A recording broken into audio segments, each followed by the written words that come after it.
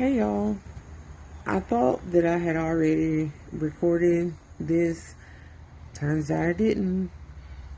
So here we go. I won't speak on this anymore, but I'm only doing mental nomad because we all need to learn and know American history. I've lost a few friends, but getting a couple more. And it does suck though, because one of the things that bothers me most in life is being misunderstood. I admit that I can be extra spicy, animated, passionate, but still, I'm only telling the truth. Ignorance is never okay, and I'm very passionate about justice and truth. We haven't gotten it yet. We all know what happens when you don't know your history. You are doomed to repeat it. Doom being the key word, and ain't nobody got time for that. The way the current administration is moving by doing things like reimagining history and crushing my dreams of taking my kids to the African American Smithsonian Museum. In March 2025, Trump issued an executive order targeting the Smithsonian Institution, including the NMAAHC, along with the Africa's far-reaching changes in America's political life. Hey y'all, I thought that I had already recorded this. Turns out I didn't. So here we go. I won't speak on this anymore, but I'm only doing mental nomad because we all need to learn and know American history. I've lost a few friends, but getting a couple more. And it does suck though, because one of the things that bothers me most in life is being misunderstood. I admit that I can be extra spicy, animated, passionate, but still, I'm only telling the truth. Ignorance is never okay, and I'm very passionate about justice and truth. We haven't gotten it yet. We all know what happens when you don't know your history. You are doomed to repeat it. Doom being the key word, and ain't nobody got time for that. The way the current administration is moving by doing things like reimagining history and crushing my dreams of taking my kids to the African American Smithsonian Museum. In March 2025, Trump issued an executive order targeting the Smithsonian Institution, including the NMAAHC, along with the African American Art Museum and the planned American Women's History Museum. The order, titled Restoring Truth and Sanity to American History, criticized the Smithsonian for promoting what Trump deemed improper ideology and divisive narratives that distort our shared history. But anyway, please bear with me. I just want to spread knowledge and help. So we're going to talk about Reconstruction. This is the video I thought I had recorded. Turns out I did not. So 1865 through 77, following the American Civil War, during which attempts were made to rectify the inequities of slavery and its political, social, and economic legacy, and to solve the problems arising from the readmission to the Union of the 11 states that seceded at or before the outbreak of war. Treason. Also, before we get it started, I need to make this really clear. The Republican Party of the 1800s, particularly during and after the Civil War, differed significantly from the Republican Party of today in several ways. Their core ideology and primary concerns. Their party was put together in the 1850s to expose the expansion of slavery. They advocated for abolition and, after the Civil War, championed civil rights for African Americans through measures like the Reconstruction Amendments. Government size and intervention was important issues to them. They supported expanding the United States, encouraging westward settlement, funding infrastructure like the Transcontinental Railroad, and establishing state universities. They cared about social policies a lot. They advocated for racial equality and opposed the oppression of black people, according to Abraham Lincoln in a letter to Joshua Speed. Their economic policies in the late 19th century supported protective tariffs, infrastructure development, and laissez-faire economic policies. Their ideology shift happened, and they were seen as progressive in its early years, especially concerning civil rights, and they gradually shifted towards a more conservative ideology over time. The party's emphasis changed from national authority and economic development in early decades to a philosophy promoting free markets and limited government, especially since the mid-20th century. So basically, the 1800 Republican Party was primarily formed around the issue of abolition and later focused on extending civil rights to African Americans. In contrast, today's Republican Party is generally characterized by socially conservative positions, a focus on smaller government, supposedly, but they're in my uterus, taxes, and a strong national defense. The Reconstruction era, again, was the period after the American Civil War, 1865 to 1867. The United States grappled with the challenges of reintegrating, those states back into the Union. And again, just a short break, I would like to say that people who are proud to fly the American flag, not the American flag, the Confederate flag, need to know that that is not something to be proud of. And maybe you should send them this video to figure out why. So, from 1865 to 1867,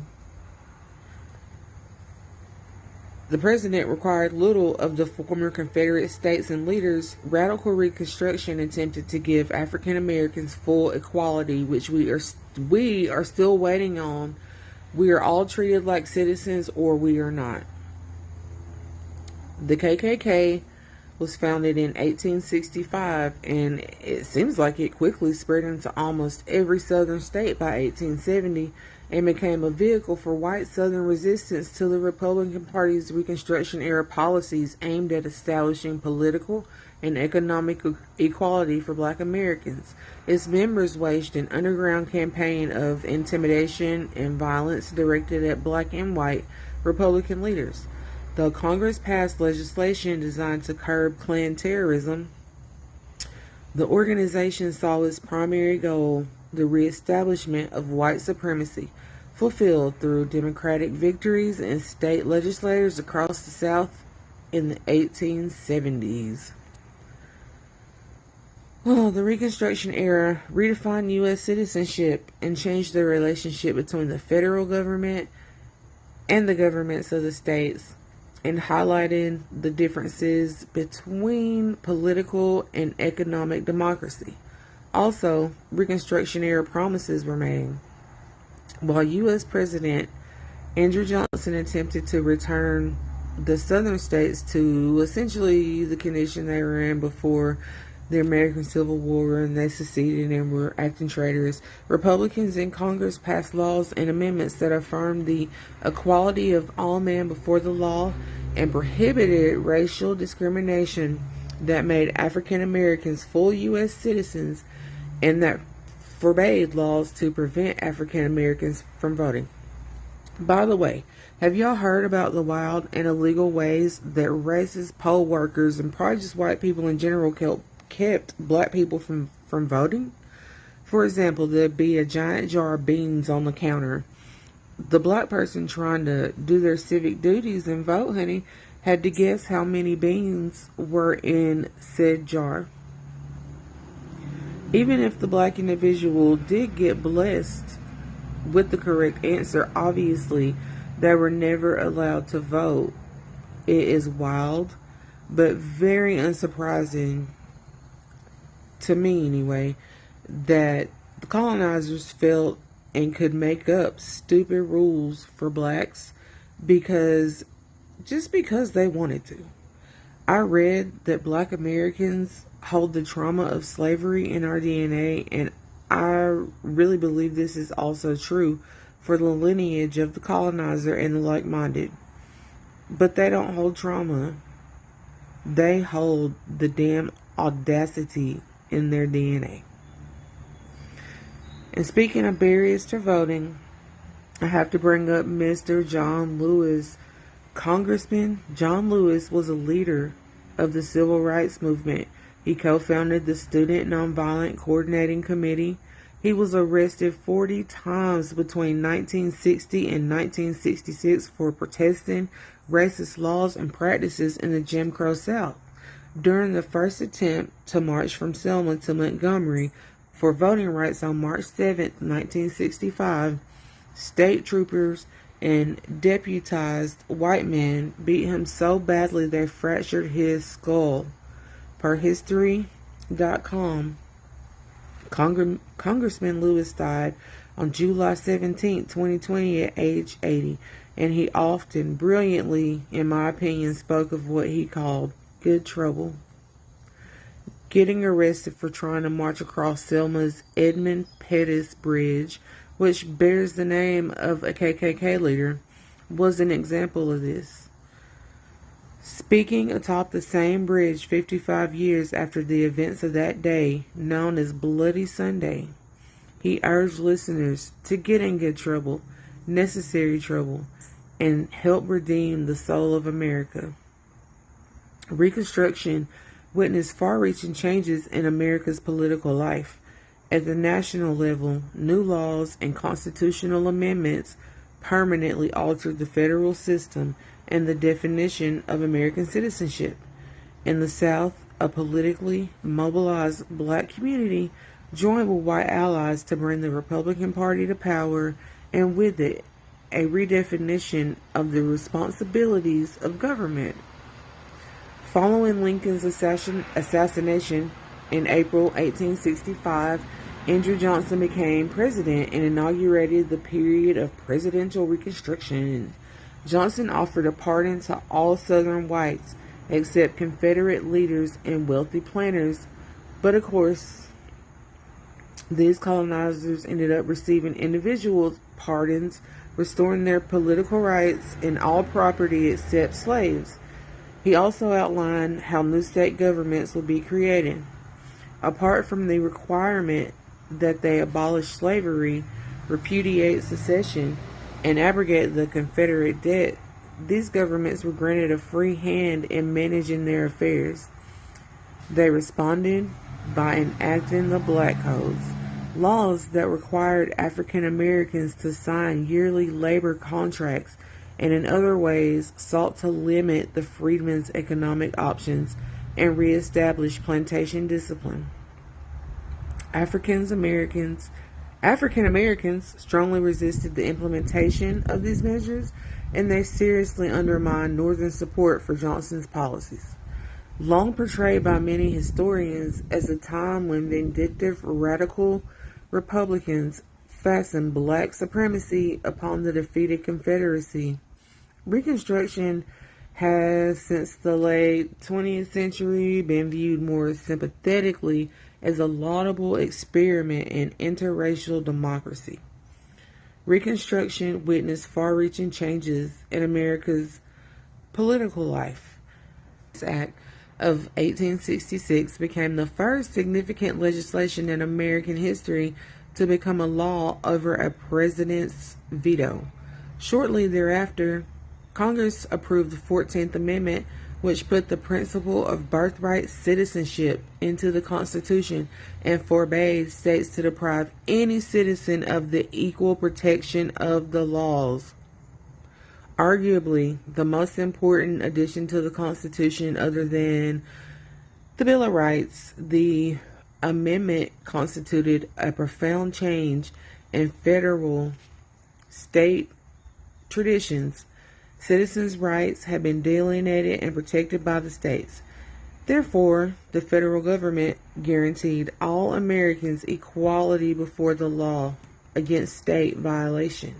When Congress assembled in December 1865, radical Republicans such as Thaddeus Stevens of Pennsylvania and Senator Charles Sumner from Massachusetts called for the establishment of a new Southern government based on equality before the law and universal male suffrage. Suffrage is the right to vote. But the more numerous moderate Republicans hoped to work with Johnson while modifying his program. Congress refused to seat the representatives and senators elected from the southern states, and in early 1866 passed the Freedmen's Bureau and Civil Rights Bills. The first extended the life of an agency Congress had created in 1865 to oversee the transition from slavery to freedom, which is very smart. The second defined all persons born in the United States as national citizens who were to enjoy equality before the law. A combination of personal stubbornness, fervent belief in states' rights, and racist convictions led Johnson to reject these bills, causing a permanent rupture between himself and Congress. By 1870, all of the Confederate states had been admitted to the Union, and nearly all were controlled by the Republican Party. Three groups made up Southern Republicanism. Carpetbaggers, or recent arrivals from the North, were former Union soldiers, teachers, Freedmen's Bureau agents, and businessmen.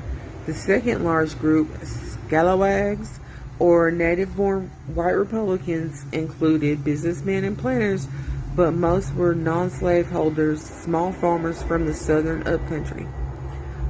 Loyalty to the Union during the Civil War, they saw the Republican Party as a means of keeping Confederate from regaining power in the South. By 1870, African Americans formed the overwhelming majority of Southern Republican voters in every state. From the beginning of Reconstruction, black conventions and newspapers throughout the South had called for the extension of full civil and political rights to African Americans. Composed of those who had been free before the Civil War, plus slaves, ministers, artisans, and Civil War veterans, the black political leadership pressed for the elimination of the racial caste system and the economic uplifting of the former slaves. 16 African Americans served in Congress during Reconstruction, including Hiram Revels and Blanche K. Bruce in the U.S. Senate, more than 600 in state legislatures, and hundreds more in local offices from sheriff to justice of the peace, scattered across the South. So beautiful. So-called black supremacy never existed. The advent of African Americans in political power marked a dramatic break with the country's traditions and made everybody mad. But to black people, independence meant freedom from white control, and this Reconstruction gave African Americans a chance to recreate their family ties, be independent, and create institutions and churches where community life survived long after Reconstruction ended. The former slaves also demanded economic independence. Black citizens' hopes that the federal government would provide them with land, which was promised to them by General William T. Sherman's Field Order Number 15 in 1865. Remember Juneteenth, which set aside a large swath of land along the coast of South Carolina and Georgia for the exclusive settlement of black families, and by the Freedmen's Bureau Act of March, which authorized the Bureau to rent or sell land in its possession to former slaves. But President Johnson, in the summer of 1865, ordered land in federal hands to be returned to its former owners. The dream of 40 acres and a mule was dead. Lacking land, most former slaves had little economic alternative other than resuming work on plantations owned by whites. Some worked for wages, such as sharecroppers, who divided the crop with the owner at the end of the year. Neither status offered much hope for economic mobility. For decades, most black Southerners remained propertyless and poor. Nonetheless, the political revolution of Reconstruction spawned increasingly violent opposition from Southern white supremacist organizations that committed terrorist acts. The KKK were targeting local Republican leaders to beat and assassinate African Americans who, asserted their rights. Teachers, ministers, and others seeking to assist the former slaves also became targets. Like, do you understand how wild that is? That these people have so much audacity and so much, where you think that you can take something and everything is yours, and entitlement. They have so much entitlement to everything. And throughout history, I've noticed that this is a theme. If you see something, you take it like it. You discovered some new land, but you didn't discover it because there's already people there. You like it and you take it, Terrible, terrible. So Ulysses S. Grant was elected after they impeached Johnson, and Johnson was a hater, so that's good. Soon afterward, Congress approved the 15th Amendment, prohibiting states from restricting the right to vote because of race. Then it enacted a series of enforcement acts authorizing national action to suppress political violence. In 1871, the administration launched a legal and military offensive that destroyed the Klan. Grant was reelected in 1872 in the most peaceful election of the period. By the turn of the century, a new racial system had been put in place in the South, resting on the disenfranchisement of black voters, a rigid system of racial segregation, the relegation of African Americans to low-wage agricultural and domestic employment, and legal and extra-legal violence to punish those who challenged the new order. Nonetheless, while flagrantly violated, the Reconstruction amendments remained in the Constitution, sleeping giants, as Charles Sumner called them, to be awakened by subsequent generations who sought to redeem the promise of genuine freedom for the descendants of slavery. Not until the 1960s, in the civil rights movements, sometimes called the Second Reconstruction, which makes lots of sense, would the country again attempt to fulfill the political and social agenda of Reconstruction. I hope that, you'll listen to this video, because I know you'll learn something. I have a friend who, when I speak to her about things like race and systemic oppression, basically racism is built into everything in this country. Everything in it. It starts with slavery, separating the families, which was why it was so important to the black people during Reconstruction to create familial ties in churches and communities.